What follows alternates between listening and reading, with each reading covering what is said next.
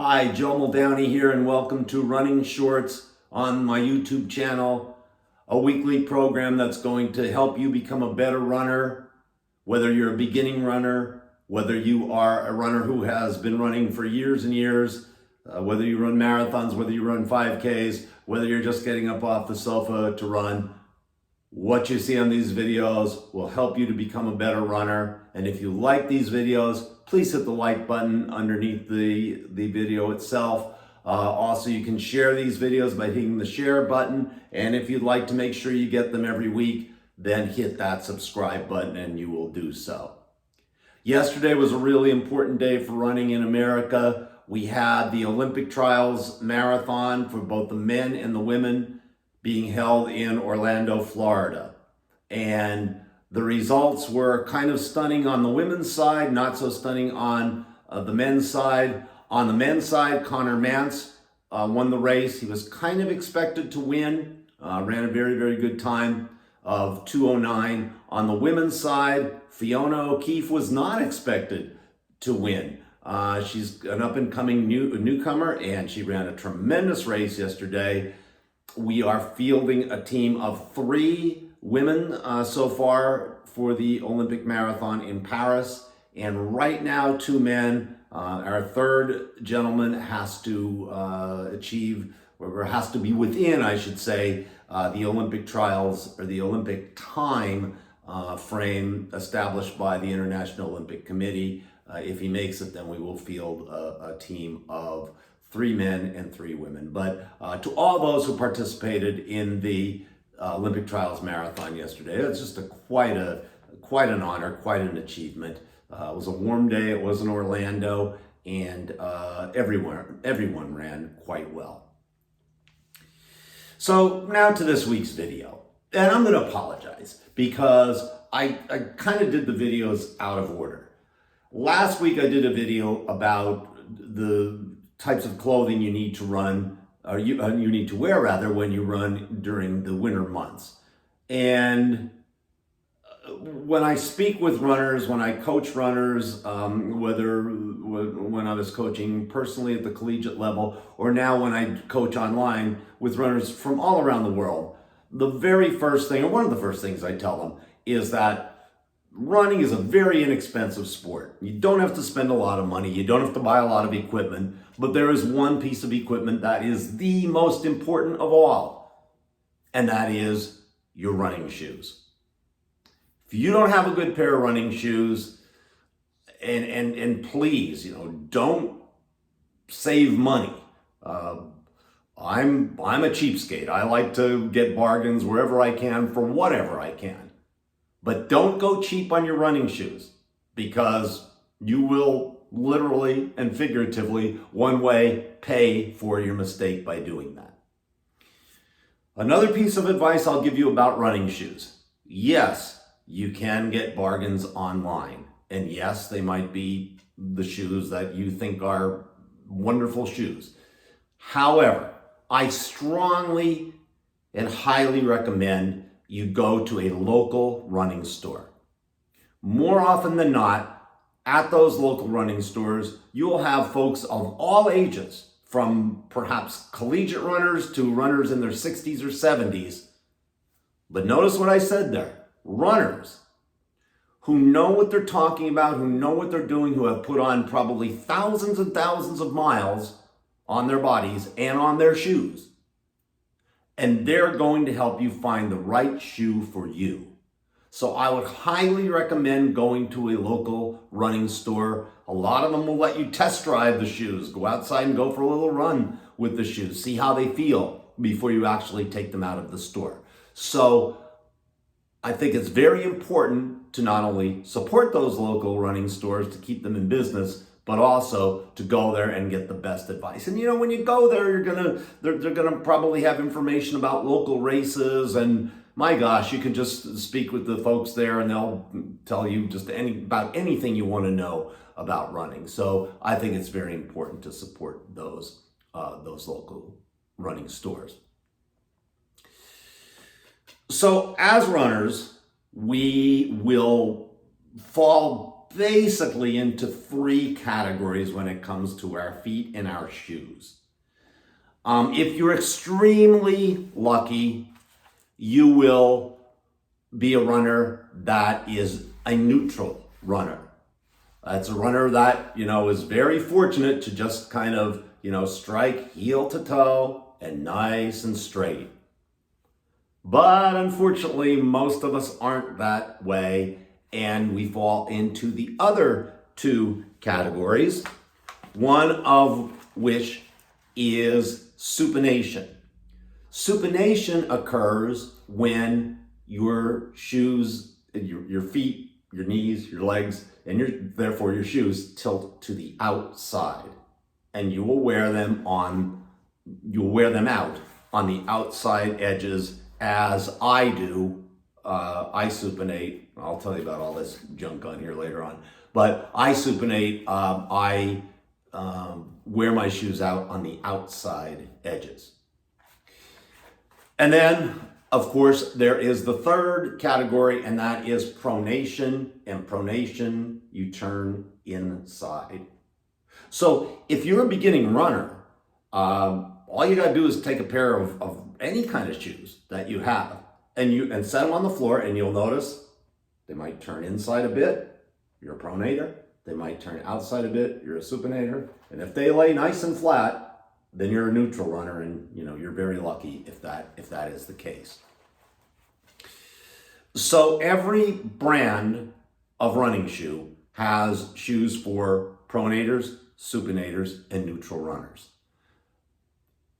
Oftentimes when I do coach folks online, they say, all right, what's the best brand of shoe? I don't think there is one, to be quite honest with you. Every shoe company makes shoes for all of those categories. Running shoe companies make shoes for heavier runners or very lightweight runners. Once again, your running shoe specialist will be able to help fit you in the proper manner for whatever type of shoe you might need. All right, the basics in a running shoe. You want a running shoe to be very thick in the heel, thick in the forefoot. You need it to be flexible. You need to be able to do this for most shoes, but maybe not this one. I'll tell you about that in a moment as well. You want flexibility in your shoes. If you don't, a lot of runners will suffer from shin splints. If you wear a conventional shoe and it's not flexible, then you're leaving yourself open to injuries such as shin splints. You want the sole of the shoe to be durable, and again, you want thickness in here. If you're a distance runner, you should be running heel to toe. You're striking first with your heel, and you're rolling onto your toe.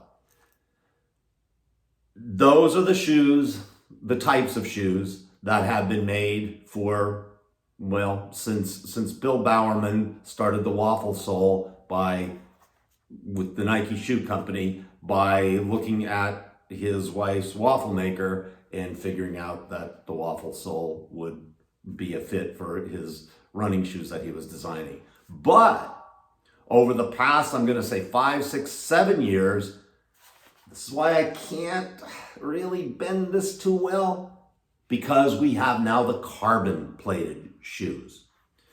And again, we live in the 21st century, which is a great thing.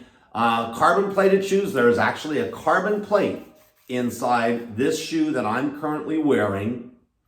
This is the Saucony Endorphin Pro, very lightweight.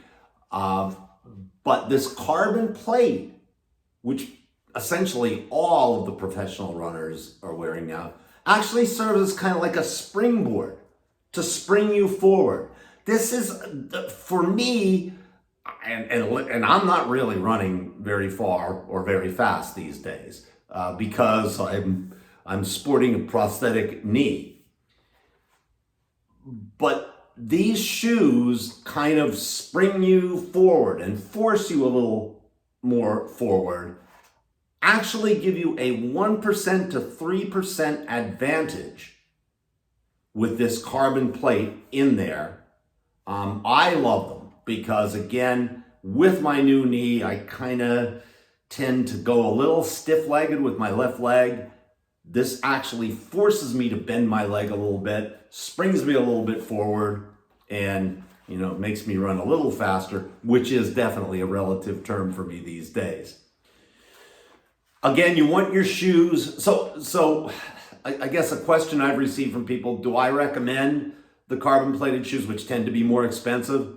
Oh yeah, I strongly recommend them. I mean, I don't know. They just make you feel good. Now I notice, and I beat these shoes up because of my new knee. I have an old product called Shoe Goo. If you want to touch up your shoes a little bit, that's the kind of junk that you see on there. And you can see, as I said, how I wear on the outside, a little bit on the here, on the inside as well. But this is my left shoe, and this is my new knee. So you want your shoe to be lightweight. This is just, ounces, maybe 7-9 ounces, this shoe. You want it to be lightweight. Obviously, you want a nylon upper, and you want to have a pretty good, especially if you're a pronator, you want to have a pretty good heel cup. This one doesn't have a great heel cup, but if you are a pronator, you do not want to lean inside. That's going to cause knee problems for you, which you do not want or do not need. And so you probably need a very strong heel cup. Another big question I receive from people is, how long do I wear my shoes? Again, a relative question, and I can't really tell you. Again, one of the phrases I often use with runners is listen to your body. Listen to your body. Listen to your legs. Even though you may have this, the bottom of your shoe not being real worn out, the midsole of your shoe can compress. If it compresses, you're going to start feeling stones and everything underneath your feet. That's when it's time for a new pair of shoes. So listen to your body, listen to your feet, and you will know when to get a new pair of shoes. Is it good to rotate 2 pairs of shoes? Absolutely. Is it good to have a lighter pair of shoes if you're doing a speed workout? Yes. Maybe a little bit heavier, a little bit more cushioned pair of shoes if you were running predominantly long runs. If you're training for a marathon, maybe you don't want something real feather light, you need something with more support. Yes. Spend the money. It's well worth it to have a good pair of shoes. Have a couple good pairs of shoes. If you run on trails, by all means, pick up a trail shoe. There are so many choices out there. There are so many good shoes out there that you can wear. Again, do not skimp. You can do all the things I said to you last week. You can kind of go on the cheap when it comes to running tops and windbreakers and tights and that kind of thing. But you can't and you shouldn't go on the cheap when you're talking about your running shoes. So, invest in a good pair of running shoes. Talk to an expert. Talk to somebody who will evaluate you. Sometimes running stores now will even take videos of you running. I mean, these are all great things because it is essential. And again, you may be out there and be very enthusiastic about running, and all of a sudden you'll get injured. And when people get injured, it's always the first place I tell them to look. I always say, look at your shoes. Or even, again, if I'm coaching worldwide, I'll say to people, show me a video. Send me a video of you on the treadmill, or show me a picture of your shoe and let me see what the wear pattern is on the shoe. Because all those things will factor into you staying healthy. If you stay healthy, you're going to want to run more. You're going to be able to run more. You're going to save a lot of money on going to see doctors or chiropractors or podiatrists. So once again, invest in a good pair of shoes. They are your most important piece of equipment, and these shoes will pay off for you. And you sort of become attached to them. You don't want to get rid of them sometimes, but you have to when they start wearing it. All right, so I apologize for not doing this video first before I did the clothing video, but at least we got it in. And if you're out there running, you know that you need a good pair of shoes, and that's something that you should definitely put number one on your priority list. All right, I'll see you next week with another one of the Running Short videos. Joe Muldowney, happy running to you. Spring is on its way. The groundhog says there's not even going to be 6 more weeks of winter. It's right around the corner, so he says. Let's hope he's right.